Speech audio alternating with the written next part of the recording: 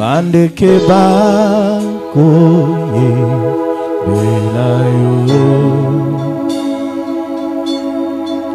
banyama bakokumisayo poete yone osala kibango bango bakoye belayo Mayeko kumisayo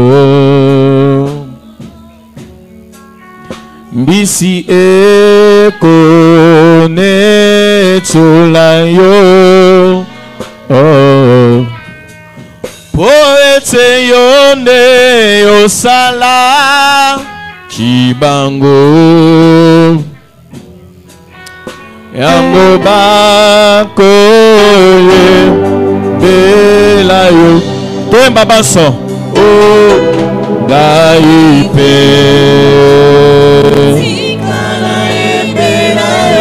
Yemba makasi poete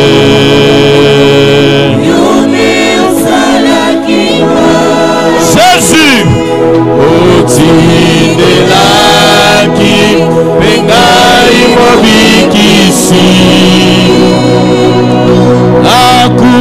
akufelaki gaina ekulusu pona bolingo na yo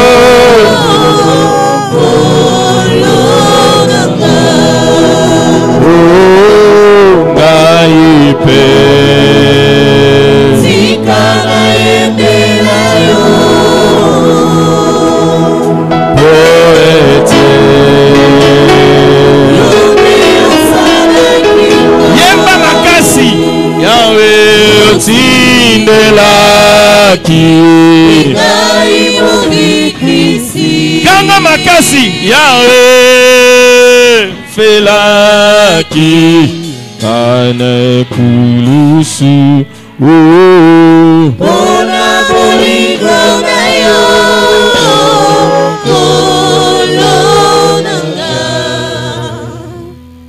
ngai nazalaki na pasi ya masumu nalelaki epa na yo Yesu na ngai yoyokaki kolela na nga yolongoli ngai na masumu yokomisi nga pepeto na miso na yo Yesu na ngai kino ngai nakutana na yo nalola ngai nalaki te na bomoi na ngai nakosalela na nga se yo nasengi ete nguya na yo ebatela ngai ntango nyonso lakomisi pepeto na miso na yo Yesu na ngai kino ngai nakutana na yo nalola nato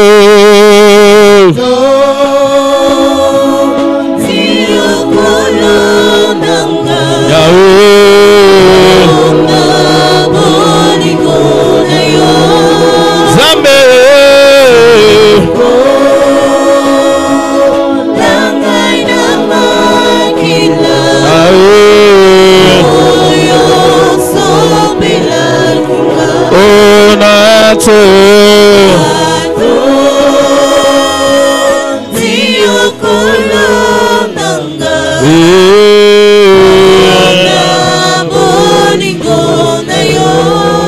Sukola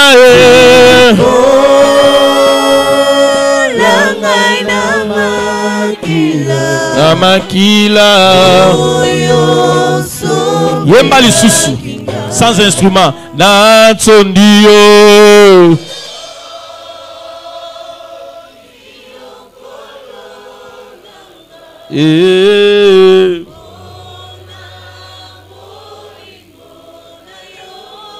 Sukola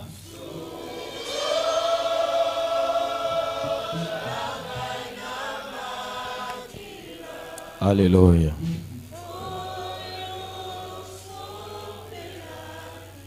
Bien-aimé Père Sanzambe, merci pour l'œuvre de la croix. Au Sambel Pepona Liloba Token Akobondela.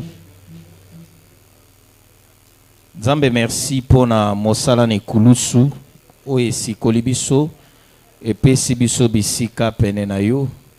Merci pour na vie. Merci pour na lisekwa na yo. Matondi po etobiangi biso pene pene na yo. Tikete lokumu kembo masanjoli. Ezonga na mboka no esantu. Merci mingi papa. Na tikita na maboko na yo. Lobela biso na kombo na Yesu nde tolobi amen. Est-ce que kobax amen? Nde toza kotelema tozoyamba papa na biso tozobeta maboko.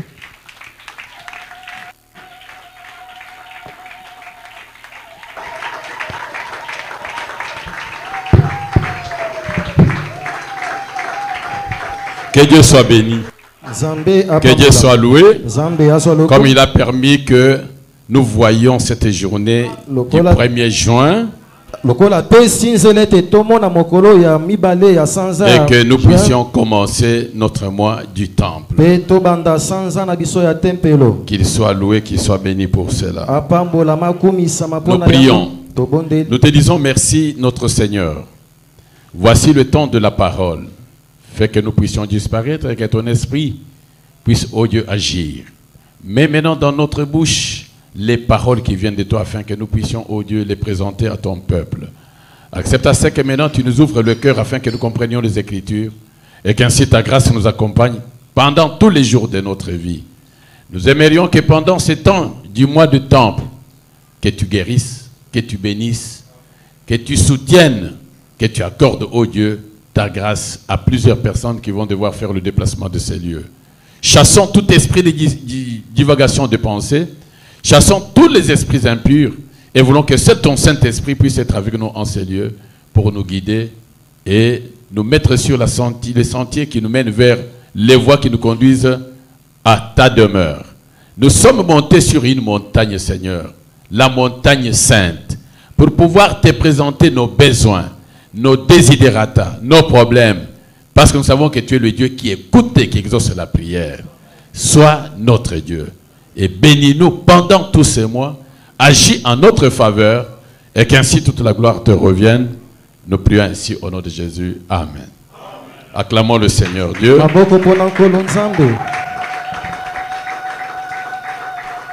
Bien-aimés, voici le mois du temple.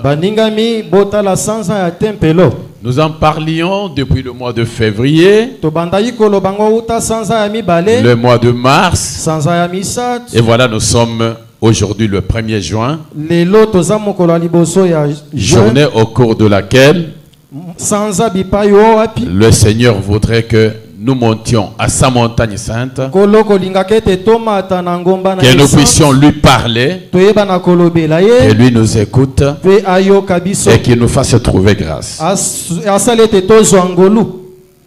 Nous aimerions que pendant ce mois du temple, nous-mêmes d'abord, nous puissions être corrects avec notre Dieu.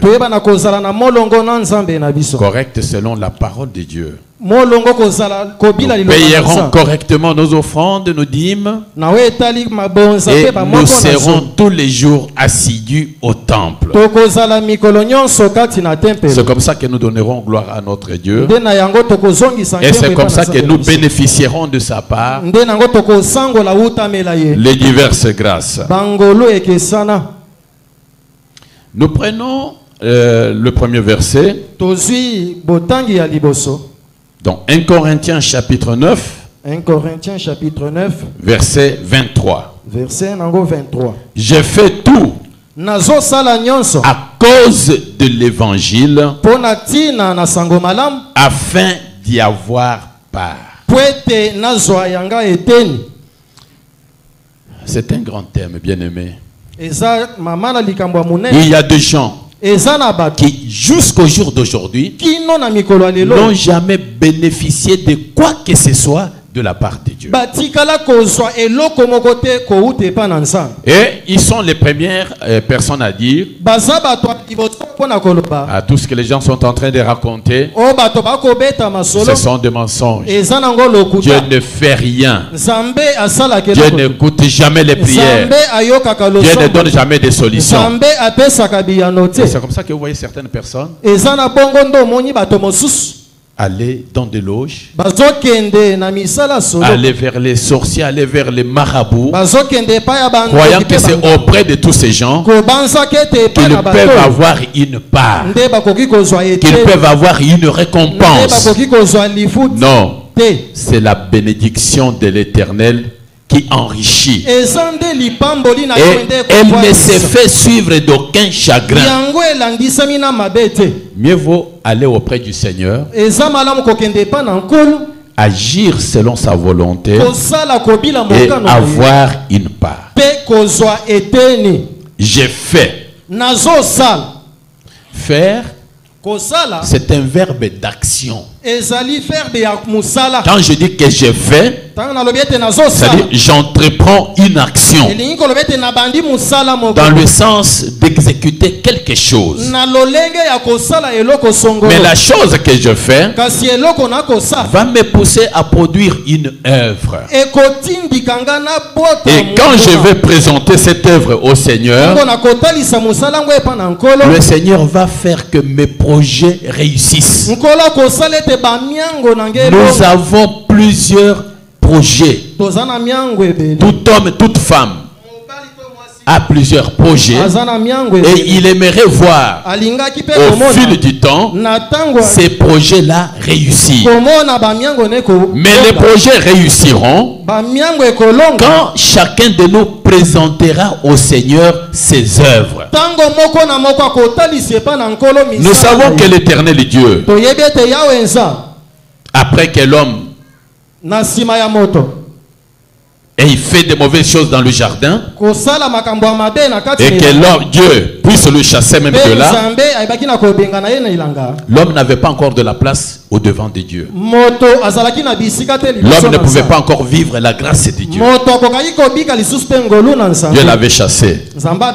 Mais dans son plan très merveilleux de récupération de cet homme, Dieu a voulu mettre devant l'homme la loi pour que l'homme puisse vivre selon cette loi. Ça, c'était avec l'Ancien Testament. Et dans le Nouveau Testament, le Seigneur vient avec la parole, la grâce,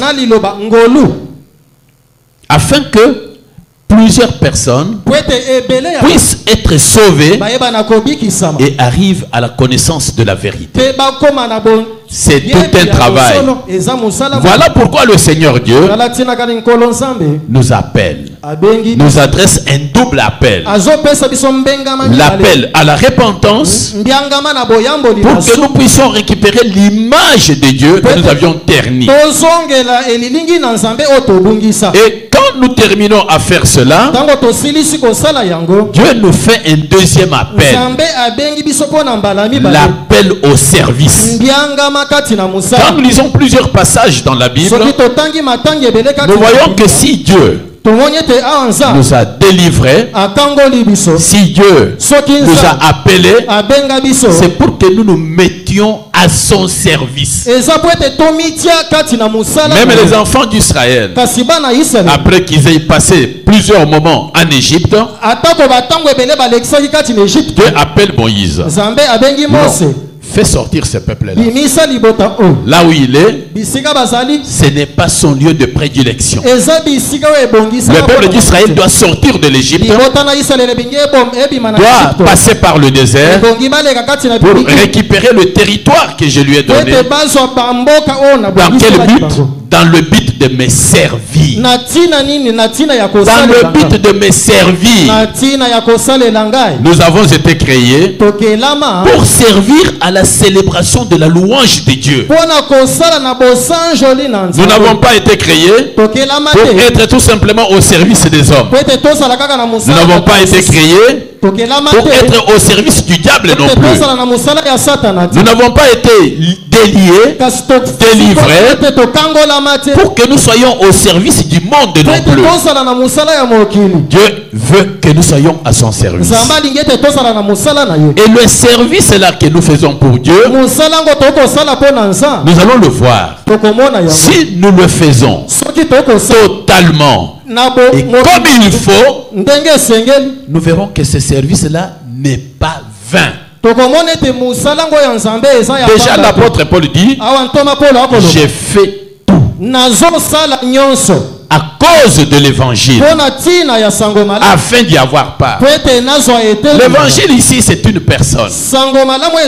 L'évangile ici, c'est Jésus-Christ. L'évangile parle de Jésus-Christ. Et c'est Jésus-Christ qui nous fait ce double appel. L'appel à la repentance et l'appel au service. Et l'appel au service, c'est après qu'il nous ait équipés, qu'il nous ait donné tous les canaux possibles, tous les moyens possibles pour que nous nous mettions à son service. J'ai fait tout à cause de l'évangile. Je ne fais pas une partie et puis je dis je m'attends à avoir la part. La part ici, nous pouvons définir ça comme une récompense, comme un salaire. Voilà l'apôtre Paul dit, si je vais correctement faire l'œuvre de Dieu qui m'est demandée par Jésus, par l'évangile, je vais automatiquement avoir ma part. Comment les hommes et les femmes de Dieu aujourd'hui font l'œuvre de Dieu, font le service de Dieu? Est-ce qu'ils font ça dans la totalité? Le font-ils avec persévérance afin qu'ils doivent s'attendre à la part, afin qu'ils doivent s'attendre à la récompense? Quand tu fais l'œuvre de Dieu, non pas selon les règles, tu ne pourras pas avoir une récompense. Nous le voyons dans la Bible, certaines personnes qui ont réclamé aussi pour avoir la part selon l'évangile. Mais on leur a dit, tu n'as ni part ni lot. Ta manière de faire l'œuvre, tes classes, selon que tu peux avoir une récompense ou selon que tu ne puisses pas l'avoir. Et la plupart d'entre nous ne font pas attention à ça. Il peut venir une fois, deux fois. Il dit, ah mais je suis en train de faire l'œuvre de Dieu. Mais où est la part? Fais ça correctement. Le Seigneur qui t'a appelé. Quand vous lisez dans le livre de Luc au chapitre 10 verset 2, Jésus dit, j'ai un grand travail. La moisson est grande. Il faudrait que j'envoie des ouvriers. Dans quel but? Dans le but que tout homme, toute femme soit sauvé et que tout homme ou toute femme arrive à la connaissance de la vérité. Pendant que notre Dieu se soucie du salut des âmes, et pendant que notre Dieu, comme nous allons le voir dans Romains, il dit non, ce travail ne sera pas vain. Celui qui va faire le travail va avoir son salaire. Mais tous ceux qu'il a appelés se soucient du salaire. Quand nous lisons par exemple le livre de 1 Samuel au chapitre 17, nous voyons qu'Israël avait la guerre avec les Philistins. Et quand les Philistins sont arrivés, ils ont dit mais cette fois, nous n'allons pas faire la guerre comme autrefois. Parmi vous là, Choisissez une personne. Moi, Philistin, je suis déjà là. Moi, je vais me battre avec cette personne. Si cette personne va me vaincre, alors les Philistins seront esclaves. Si moi, je vais battre votre personne, c'est vous qui serez esclaves des Philistins. Bien aimé, ça c'était un problème de Dieu. Il fallait sauver l'honneur du peuple de Dieu. Mais quand David arrive, David ne dit pas, je dois essayer un peu de relever le défi. David commence par poser la question: que donnera-t-on à celui qui va tuer ces Philistins? Que donnera-t-on? Que donnera-t-on? Alors quelqu'un qui était là lui dit: celui qui va tuer le Philistin là, le roi va lui donner sa fille comme épouse. Et le roi va faire que la famille de cette personne connaissent quand même de progrès ici en Israël. Bien aimé, quand David a entendu parler du salaire de la part, c'est comme ça qu'il a commencé à dire que personne ne se décourage. Moi j'irai me battre avec le Philistin. Parce qu'il a entendu que celui qui va se battre avec Goliath et qui va le vaincre va avoir quelque chose. Et c'est ça le problème actuel. Quelqu'un qui vient à Dieu, Dieu lui dit: voici mon travail. Mais c'est quoi dans tout ça? Alléluia. Ça c'était David à cette époque. C'est qu'il a vraiment encouragé. C'est quand il a appris que, oh, voici ce que le roi va faire. Et David a commencé à encourager plusieurs personnes. Dans le Nouveau Testament ici, quand vous lisez par exemple dans Matthieu 19, versets 27 à 28, Jésus avait appelé les apôtres. Ils ont commencé à le suivre. Ils ont commencé à faire le travail. Mais un jour, Pierre pose la question à Jésus: ah, mais nous avons tout quitté. Nous t'avons suivi. Qu'en sera-t-il pour nous? La part. Qu'en sera-t-il pour nous?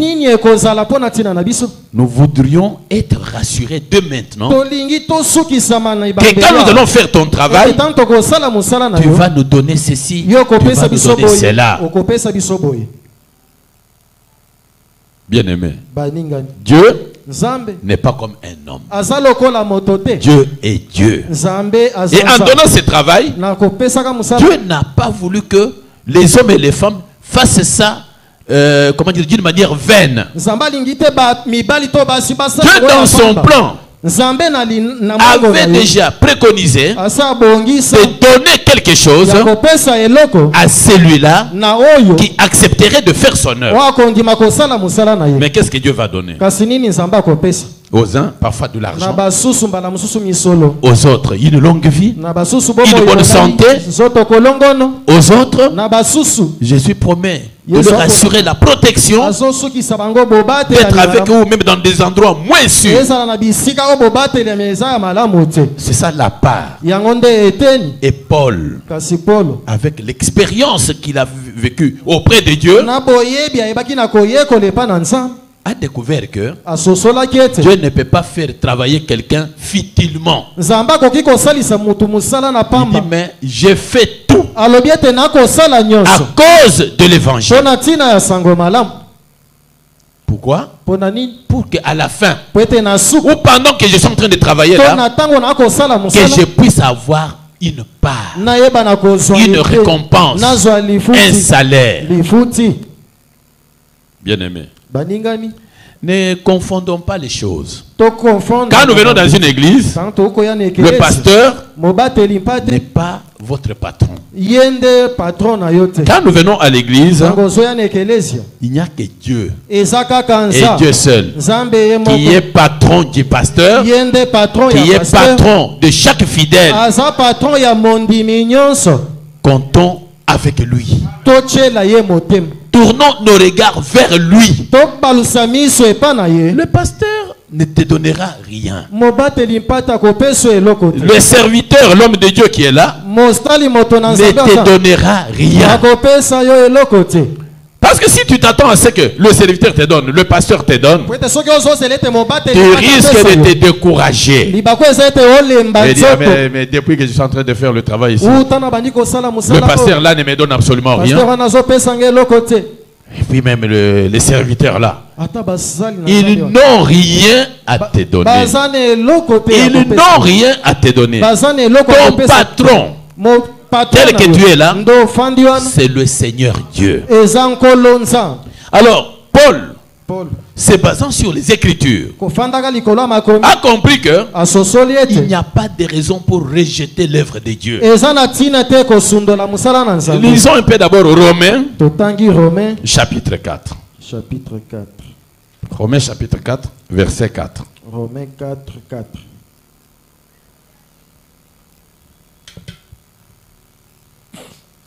Romains chapitre 4, verset 4.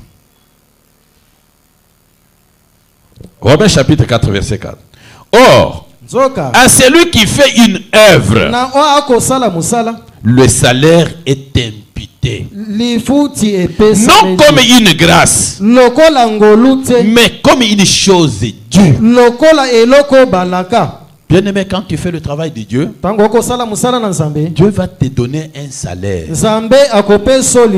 Là, ce n'est pas question de grâce. Mais tu mérites d'avoir ce salaire-là. Mais quand tu vas faire tout, j'aimerais que nous puissions bien comprendre cette phrase. Mosala nzambe ezana makambo ebele na kati. Oyo tosengeli kosala. Tango tokomi pesa na motema na biso mobimba. Tozali kosala yango. Bien-aimé, notre part ne tardera pas. Notre récompense, notre salaire ne tardera pas. Ici on dit que à celui qui fait une œuvre, le salaire est imputé comme la chose est due. Mais pas ici, il n'est pas question de grâce. Non, non. Ici, tu as travaillé. C'est comme les gens du monde disent que tout travail mérite un salaire. Et l'apôtre Paul, ayant compris ces choses, dit, non, non, je dois me donner corps et âme au service de Dieu. Et c'est Dieu, même pendant ces siècles, s'occupera de moi, s'occupera de ma vie. Et dans Matthieu 19, quand l'apôtre Pierre a posé la question, nous pouvons lire ces passages-là. Matthieu 19, versets 27 à 28. Les hommes aiment toujours le salaire. S'il n'y a pas de salaire quelque part, même dans les travaux que nous faisons dans cette vie, les gens se découragent. Les gens ne peuvent pas encore continuer. Alors dans Matthieu 19, versets 27 à 28. Pierre, prenant alors la parole, lui dit, voici, nous avons tout quitté et nous t'avons suivi. Qu'en sera-t-il pour nous? Jésus leur répondit, je vous le dis en vérité, quand le Fils de l'homme au renouvellement de toutes choses, sera assis sur le trône de sa gloire. Vous qui m'avez suivi, vous serez de même assis sur 12 trônes. Et vous jugerez les 12 tribus d'Israël. Et quiconque aura quitté à cause de mon nom. Dans d'autres versions, on dit celui qui aura quitté à cause de l'évangile, ses frères, ou ses sœurs, ou son père, ou sa mère, ou sa femme, ou ses enfants, ou ses terres, ou ses maisons, recevra le centuple et héritera la vie éternelle. Notre Dieu est un très bon patron. Il nous paye en 2 temps. Dans le siècle présent ici, pendant que tu t'adonnes à son œuvre, le Seigneur te paye. Le Seigneur te donne ta part. Ça ne va pas s'arrêter là. Dans le siècle à venir, Dieu va également te payer.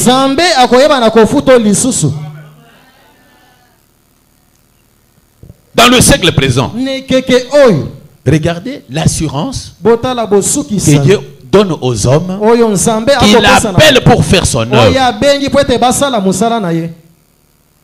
Mais plusieurs viennent avec des hésitations.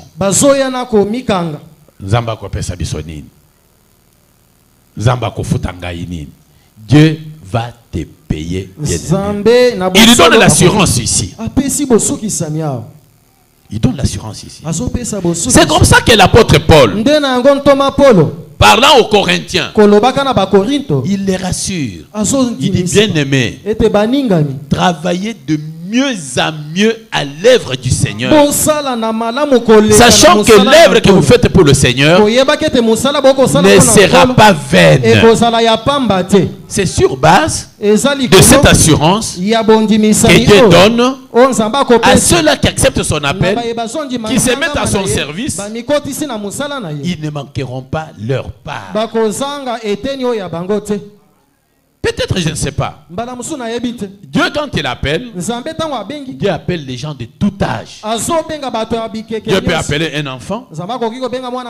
Dieu peut appeler des grandes personnes. Dieu peut appeler des vieillards. Pour que chacun se mette résolument à son service. Et nous répétons pour dire que ce service-là ne sera pas vain. Le service de Dieu, nous ne le ferons pas vainement. Et c'est ce que l'apôtre Paul dit aux Corinthiens dans 1 Corinthiens chapitre 15, verset 58. Travaillez de mieux à mieux à l'œuvre du Seigneur, sachant que cette œuvre-là ne sera jamais vaine. Nous, aujourd'hui, tout dépend de la manière dont nous nous investissons dans l'œuvre de Dieu.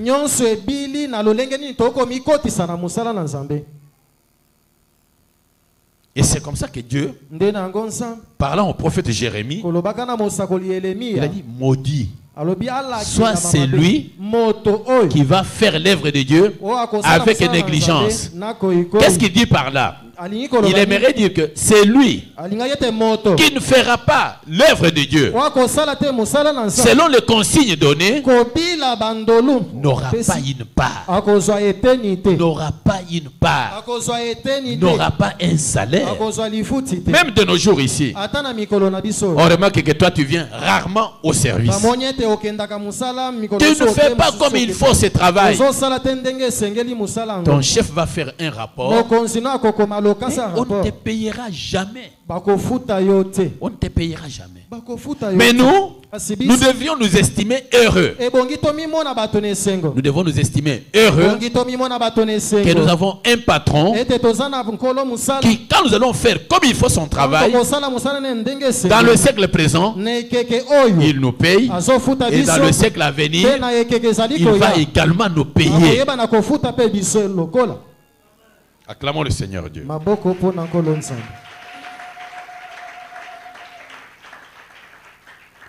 Le même Dieu là, quand quelqu'un s'engage à travailler pour lui, toute son attention est focalisée sur la personne qui travaille. Et dans Hébreux 6, verset 10 à 12, la Bible nous dit que Dieu n'oublie jamais. N'oublie jamais l'amour que quelqu'un déploie pour son œuvre. Dieu va tout faire pour que cette personne-là reçoive sa récompense. Donc, Hébreux chapitre 6, le verset 6 et 10 dit ceci.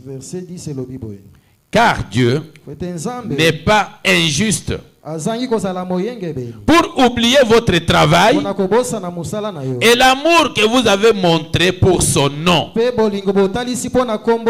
ayant rendu et rendant encore des services aux saints.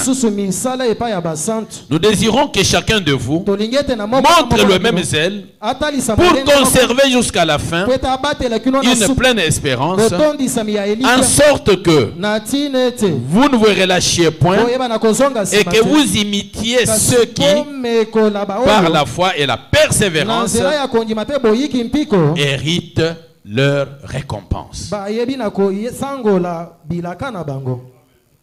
Ici, on dit que quand nous devons faire ce travail-là, faisons ça avec persévérance. Parce que si nous faisons ça avec négligence, nous sommes maudits. Nous n'aurons rien. Absolument rien. Mais quand nous le faisons avec persévérance, nous allons hériter les promesses. Cette Bible est pleine de promesses qui sont pour nous les récompenses que Dieu nous donnera dans ces siècles pendant que nous serons investis pour servir le Seigneur. Bien aimé, quand nous venons au Seigneur, nous devons être des acteurs et non des spectateurs. J'ai été étonné un jour, j'entends quelqu'un qui dit: ah, moi quand je viens à l'église, je viens seulement pour prier. Et dès que la prière est terminée, moi je m'en vais. Makamba yaka kota na barenyo boye et tozana musala boye ngai na yaka upona misala te. Mais oyaka te pona misala oyaka koluka nini? Parce que mutunyo stango azali koya quelque part, c'est pour que à la fin il puisse recevoir quelque chose. Je vous disais ces jours-là que nous n'obtenons pas toutes choses seulement par les prières. Non. Ici, dans le livre des Proverbes, chapitre 16, le verset 3 dit: recommande tes œuvres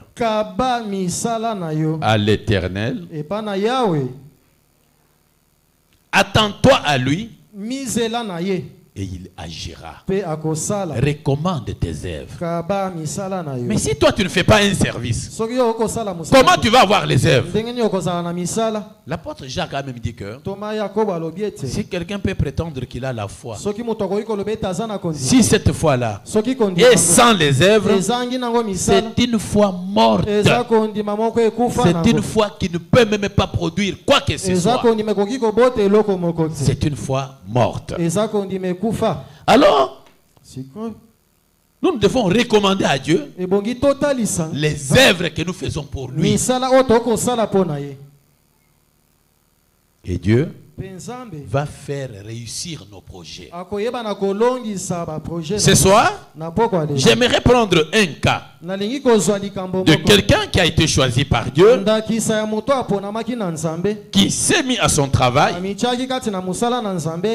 et qu'il a fait correctement. Et le jour qu'il a présenté ses œuvres-là à Dieu, Dieu a fait avec lui des choses étonnantes. J'aimerais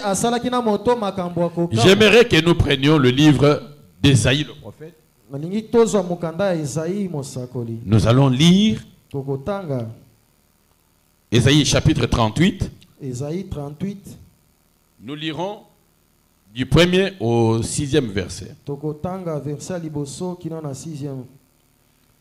Dieu n'est pas injuste pour oublier le travail que tout celui qui l'a appelé est en train de faire pour lui. Toi, tu peux oublier que au pesaki mwana musala boya salaki. Mukolo koya siko yabi ah maman au pesaki ngai musala boya mais ti lelo ofuti ngai te ngai na pesaki musala ngo mukolo nini. Toi, tu peux oublier. Tu es homme, tu es femme. Mais Dieu n'oublie jamais le travail fait par quelqu'un. Dieu n'oublie jamais l'amour que quelqu'un a utilisé pour faire l'œuvre de Dieu.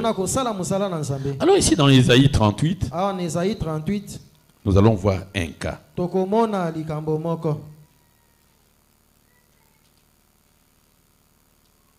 Ésaïe 38. La Bible dit ceci. En ce temps-là, Ézéchias se fit malade à la mort. Le prophète Ésaïe, fils d'Amon, vint auprès de lui et lui dit: Ainsi parle l'Éternel, donne tes ordres à ta maison et tu vas mourir, tu ne vivras plus. Ézéchias tourna son visage contre le mur et fit cette prière à l'Éternel. Ô Éternel, souviens-toi que j'ai marché devant toi ou en ta face avec fidélité et intégrité de cœur et que j'ai fait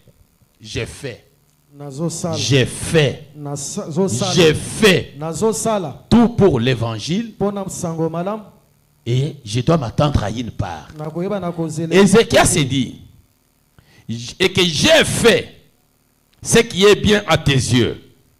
Et Ézéchias répandit d'abondantes larmes. Puis la parole de l'Éternel fut adressée à Ésaïe en ces mots: Va et dis à Ézéchias, ainsi parle l'Éternel, le Dieu de David ton père. J'ai entendu ta prière. J'ai vu tes larmes. Voici, j'ajouterai à tes jours 15 années. Je te délivrerai, toi et cette ville, de la main du roi d'Assyrie. Je protégerai cette ville. Amen. Amen. Ézéchias était roi. À l'époque, quelqu'un ne peut pas se réveiller le matin comme ça et dire non, moi je suis devenu roi. Non. Les rois, on les établissait. Quand Ézéchias a été établi roi, quand vous lisez même dans les commentaires, Ézéchias avait bien servi Dieu. Il a lutté contre les idoles parce que ses prédécesseurs avaient plongé le peuple d'Israël dans des adorations qui ne pouvaient pas encore faire élever Dieu en Israël. Lui a lutté contre les idoles. Ézéchias avait purifié le temple et avait rétabli le culte. Il avait permis qu'il y ait célébration donc de la Pâque et la célébration de la fête des pains sans levain. Ézéchias avait fait des choses importantes. Il avait fait retourner le peuple vers Dieu. Voilà ce que Ézéchias a fait. Et le jour que Dieu lui envoie maintenant le prophète Ésaïe pour dire: Ézéchias, tu vas mourir. Donne tes ordres à ta famille parce que réellement tu dois mourir. La Bible dit que Ézéchias a tourné son visage contre le mur Il a dit, ah Seigneur, souviens-toi. Souviens-toi que j'ai marché devant toi en toute intégrité. Et moi, Ézéchias, j'ai fait ce qui est bon à tes yeux. Et ce qu'il a fait, ce sont ces choses que je suis en train de vous dire. Purification du temple, célébration de la Pâque. Il a détourné le peuple vers les idoles et consorts. Ézéchias a fait que le peuple revienne à Dieu. C'est un travail. C'est un travail. Et quand Ézéchias a dit à Dieu, souviens-toi, Dieu qui sur son trône a un livre des souvenirs. Tout ce que Ézéchias avait fait était inscrit dans ce livre-là. Je te dis que tout ce que tu fais pour Dieu, ça ne se volatilise pas. C'est écrit, bien-aimé. Tout ce que tu fais, c'est écrit. Et le jour que tu crieras vers le Seigneur, il va se souvenir. Ah, maman telle. Non. Enlevez ce qu'on avait dit avant là. Donnez-lui ça. Un Dieu qui a le livre des souvenirs. Et Dieu dit, Esaïe, rentre vite. Cette prière m'a vraiment touché. Ézéchias n'est pas quelqu'un que je peux traiter comme n'importe qui non plus. D'ailleurs, moi j'ai parlé de la mort, mais maintenant là, j'ajoute à la vie d'Ézéchias 15 années. Non seulement je lui ajoute 15 années, mais je vais le protéger, et lui et la ville, contre les assauts des Assyriens. Ils ne leur feront absolument rien. Ça c'est la part qu'Ézéchias a eu de la part de l'évangile. 1.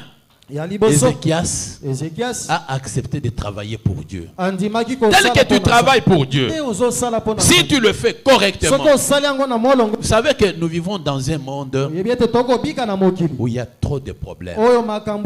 Les sorciers d'un côté, les féticheurs de l'autre. Il y a plusieurs menaces qui t'arrivent dans la vie. Mais à cause du travail que tu fais pour le Seigneur peut t'assurer une protection.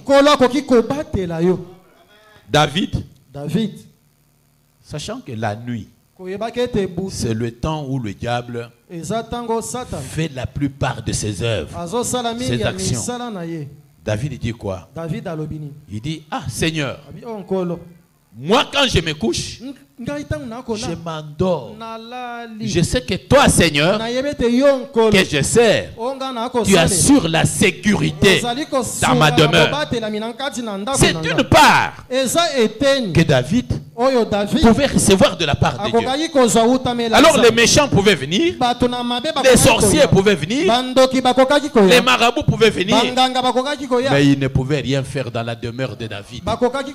David pouvait dormir tranquillement jusqu'à ce qu'il se réveille le matin.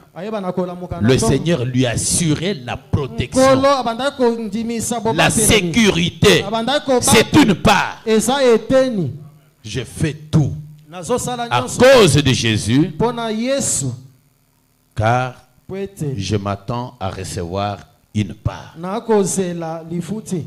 Ézéchias, comme Dieu avait décidé, Ézéchias allait mourir.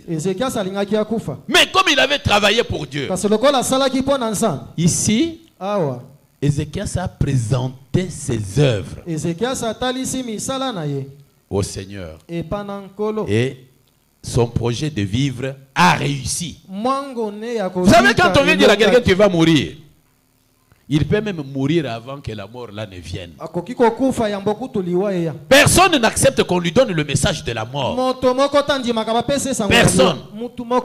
Personne. Mais pourquoi vous venez me dire ça? Vous pouvez avoir même un songe pour quelqu'un. Ah, naloti namoni okufi. Kasi kende siko na songe wana oketo kebisa moto. Ah. ngai ou bien omonaki moto mosusu te yo nalali na moni okufi moto akondima te ou bien moto akobanda ko trembler parce que bayebisi ke okokufa.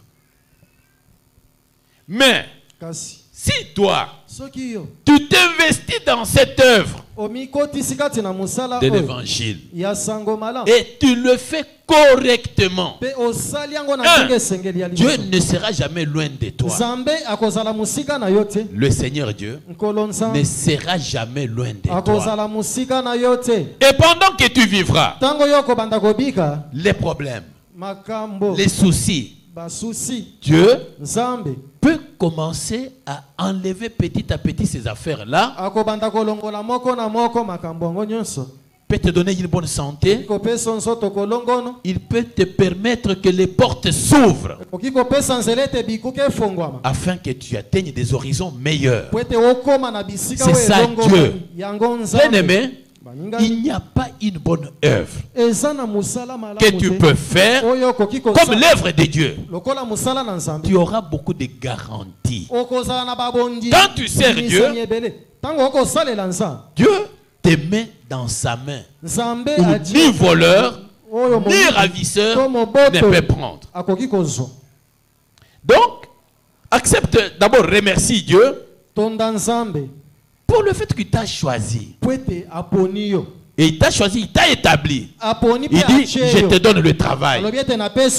Et quand toi, tu te mets à exécuter ce travail-là, bien-aimé, l'Éternel est Dieu, tout-puissant,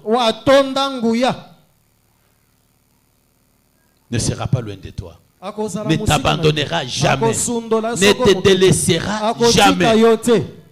Il sera toujours à tes côtés pour te servir. Toi, tu es en train de le servir, mais lui aussi se mettra à te servir.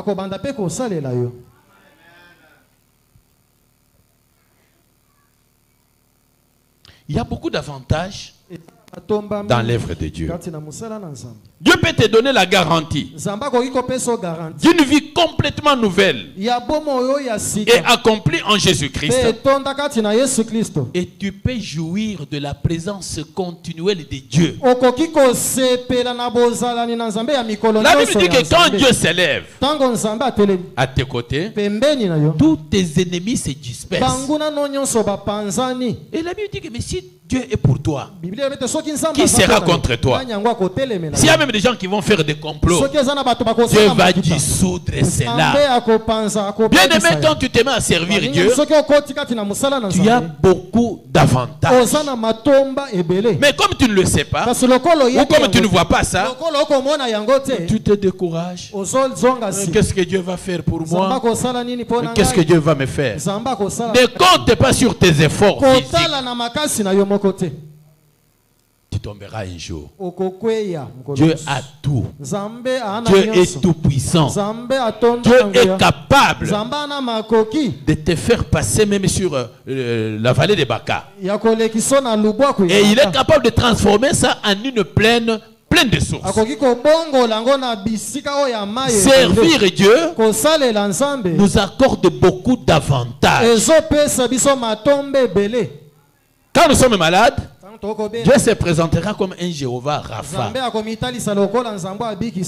Quand nous manquons de quelque chose, il est là comme Jéhovah Jireh. Bien aimé, acceptons de servir Dieu. Peut-être jusque-là, toi tu ne voyais pas tout ça. Toi, tu pensais que non, mais quand je commence à servir Dieu, il faut que Dieu me donne de l'argent. Tout travail que tu fais pour Dieu, Dieu donne un corps à ce que tu fais là. Et en donnant ce corps-là, c'est Dieu et Dieu seul qui connaît ce que tu as comme priorité. Dans tout ce que toi tu peux demander à Dieu, il connaît qu'est-ce qu'il peut te donner et qu'est-ce qu'il ne peut pas te donner. Qu'est-ce qui peut être avantageux pour toi. Et c'est comme ça qu'il travaille. Parce que toi tu as demandé aujourd'hui, bon, il n'est pas dit qu'il va te donner seulement ce jour-là. Il fait toutes les choses bonnes en son temps. Mais crois et accepte de servir Dieu. Qu'il pleuve, qu'il neige, que cela ne soit pas une raison. Aujourd'hui, nous le verrons demain. Il y a beaucoup de gens aujourd'hui qui rejettent le travail de Dieu. Il y en a aujourd'hui qui présentent toujours des excuses. Bon, mais il y a un zamba wana yebite ke biso ba mama tozana misala ebele. Il y a mona kayangote. Hein? Il y a un zamba wana yebite ke non voilà n'a pas moment boye, moi je suis employé à faire telle ou telle autre chose. Moto kangi osinga zate kende.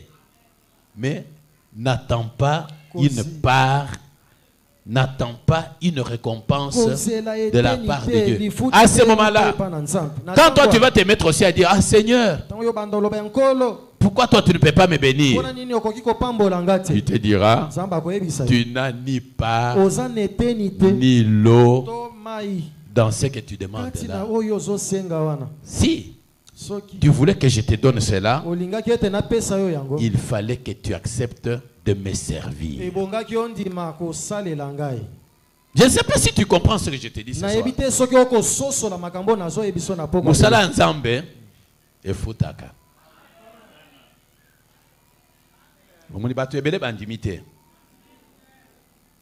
L'œuvre de Dieu ici, ça bénit. Jacob avait dit à son fils Joseph, c'est l'œuvre du Dieu de ton père qui te bénira. L'œuvre de Dieu bénit. Si toi tu vas faire cela d'un cœur dévoué, Dieu sera ton Dieu. Et tout acte que tu poseras, l'Éternel Dieu répondra aussi par une récompense. Dans Hébreux 4, Romains 4, on dit que toute œuvre, à toute œuvre que nous pouvons faire, un salaire est imputé comme une chose due et pas comme une grâce. Et l'apôtre Paul, se basant sur toutes ces écritures, il dit non, moi j'ai compris. Moi Paul, je n'ai pas d'erreur à commettre. Et c'est comme ça dans 1 Corinthiens chapitre 9 verset 23, il dit, j'ai fait tout. Ici, il ne dit pas j'ai fait une partie. Il ne dit pas nous faisons. La bénédiction ou la récompense est individuelle. La récompense est individuelle. Il dit j'ai fait. Quand Ézéchias a présenté ses œuvres à Dieu ici, il a dit j'ai fait ce qui est bon à tes... J'ai fait. Mais de nos jours ici, s'il y a un travail à faire, mais biso to sito komi déjà ba mikolo boy. Kasi ba na wana bakende ko salade. Soki mwana wana ke ko sala. C'est lui qui aura la récompense. Toi, tu n'en auras pas. Je vous ai dit ici que Dieu appelle à son service les hommes et les femmes de tout âge. Ce qui pourra t'arrêter, donc ce que tu fais pour Dieu, c'est seulement la mort. Mais tant que tu auras les yeux ouverts comme ça, et que tes pieds auront la facilité de marcher, fais l'œuvre de Dieu. Ne dis pas et allez donner aux jeunes là qu'ils travaillent. Demander aux jeunes là qu'ils chantent. Ah oui, les jeunes vont chanter. Les jeunes vont aller. Mais c'est eux qui seront récompensés. Toi tu ne seras pas récompensé. Et peut-être qu'à ce temps-là, tu auras beaucoup de besoins, beaucoup de problèmes qui aimeraient que Dieu intervienne. Vous savez que c'est Dieu qui contrôle notre environnement. Les sorciers et les magiciens, leur travail c'est détroubler, t'empêcher d'avoir une certaine quiétude. Mais quand ils veulent te troubler, si toi tu es avec Dieu, ils ne le feront pas. Parce que la Bible dit que si l'esprit du diable peut venir comme un fleuve, l'esprit de Dieu le mettra en fuite. Il n'aura même pas le temps de s'approcher pour pouvoir te nuire.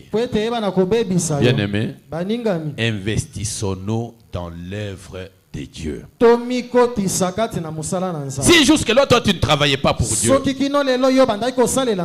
Si jusque-là, toi, tu disais, ah, moi, je viens seulement pour prier, ou moi, je viens tout simplement pour écouter seulement la parole. Non.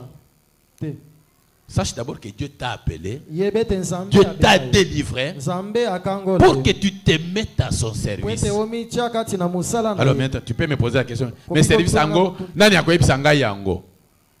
Dieu parle de plusieurs manières. Dieu peut parler à quelqu'un d'autre et lui montrer ce que tu peux faire. Dieu, à partir de toi-même, peut mettre en toi une conviction sur quelque chose que tu peux faire. Fais-le. N'attends pas. Fais cela.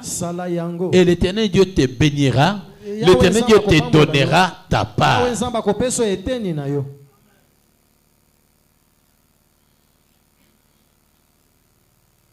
J'avais dit l'autre dimanche là que pendant le mois du temple, c'est comme si ce mois ici, tous les jours de ce mois ici, nous quittons un peu l'environnement ici que nous occupons. Nous montons sur la montagne de Dieu. Chacun avec ce qu'il a comme problème, avec ce qu'il a comme difficulté. Et tout le temps que nous serons ici, nous prierons. Et tout le temps que nous sommes ici, nous entendrons Dieu parler. C'est en fonction du parler de Dieu que nous allons prier. Parce que Dieu nous donnera des directives. Voilà ce que vous pouvez faire. Voilà comment vous devez parler. C'est ça ce que nous allons faire pendant tout ce temps. Mais si toi, tu te retires un peu de ce cadre, tu dis, ah non, mais moi je suis toujours dans mon ancien environnement. Je peux parler comme j'ai toujours parlé. Je peux insulter comme j'ai toujours insulté. Je peux faire des choses. Je suis dans le monde. Ok, toi sois dans le monde. Mais pour le moment, nous ne sommes plus encore dans cet environnement-là. Nous nous sommes approchés de Dieu. Selon que la Bible dit, approchez-vous du trône de grâce. Pour obtenir miséricorde. Et deux, pour être secouru dans vos besoins. Voilà pourquoi nous allons vers la montagne de Dieu. Nous voulons que Dieu nous accorde sa miséricorde. Nous voulons que Dieu puisse nous secourir. On l'appelle le secours qui ne manque jamais dans la détresse. C'est lui notre Dieu. Alors, par rapport à cette parole que tu as écoutée dans ces premiers jours d'introduction, quelle est ta façon de servir Dieu? Ici,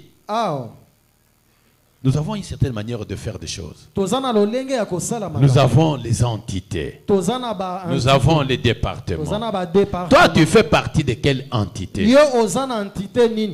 Et combien de fois tu es allé dans cette entité-là? L'entité de maman se réunit le mercredi. Les jeunes se réunissent le lundi. Bon, les papas ont à peu près un programme un peu différents des autres. Bon, ils se réunissent dimanche après le culte, mais ils ont aussi des moments consacrés aux intercessions. Mais est-ce que tu y vas aussi? Même si tu y vas, c'est avec quelle cadence?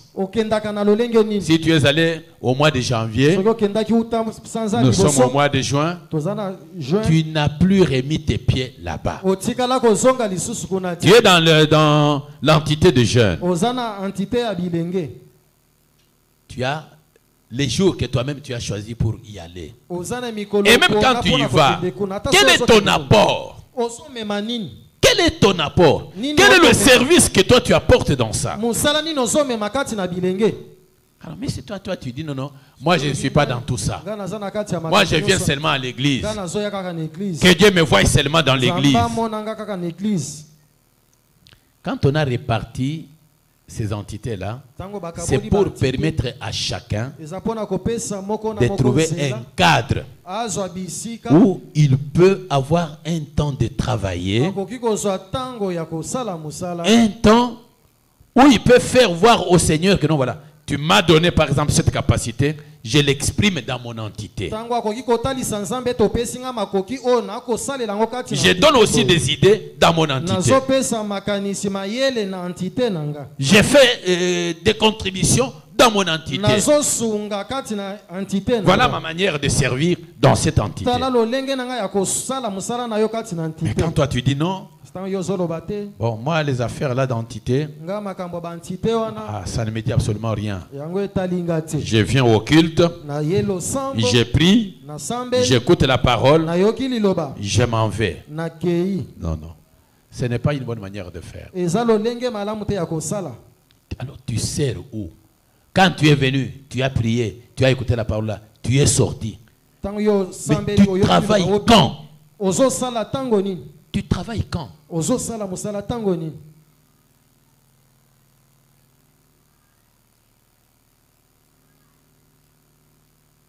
Dieu a besoin de gens qui travaillent. Des gens qui ne sont pas des spectateurs.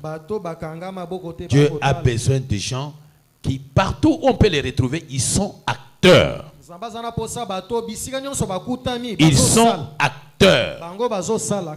Et Dieu s'est réjoui de ça. Nous parlerons de l'attitude des gens qui sont appelés par Dieu pour le servir. Demain et le dimanche, nous parlerons de ça. Sois un acteur. Sois une actrice. Partout où tu sens que non, voilà, un besoin de Dieu se présente, sois là et agis. L'apôtre Paul a utilisé un bon verbe là-bas. J'ai fait. J'ai fait. Je vous ai dit que faire est un verbe d'action. J'ai fait. Ézéchias a dit, j'ai fait ce qui est bon à tes yeux.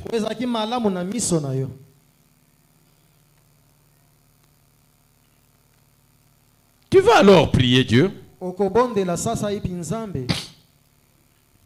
Qu'est-ce que tu fais pour ces dieux? Tu dis que tu as cru. Le Seigneur t'a donné un service.